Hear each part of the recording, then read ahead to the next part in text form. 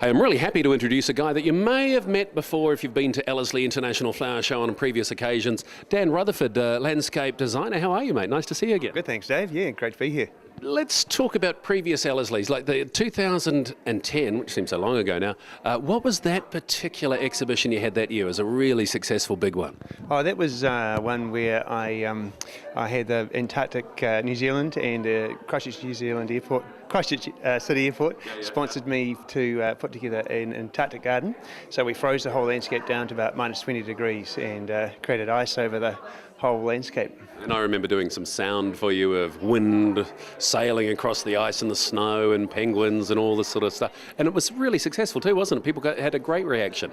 Yeah, we were really stoked. I think the one thing that really surprised me was the amount of people who walked past and really didn't believe that it could possibly be true to have a good thick layer of ice in the middle of March in Christchurch. So I actually ended up putting a little sign on there to say that it was real ice and they could reach out and touch it and feel it and actually, get not eat it? Involved in it. Yeah, well, I didn't see too many people eating it, no.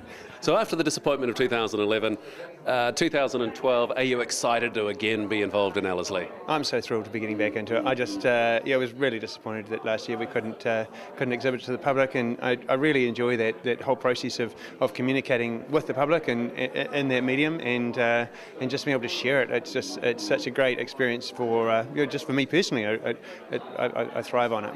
So this year, again, you're in the Starlight Marquee, which is one of the sort of premier exhibition areas. The new exhibition is going to be called Fresh Start, New Growth. Tell us about that. This is one I've always been excited about exhibiting at Ellerslie, but this one's one that I'm just...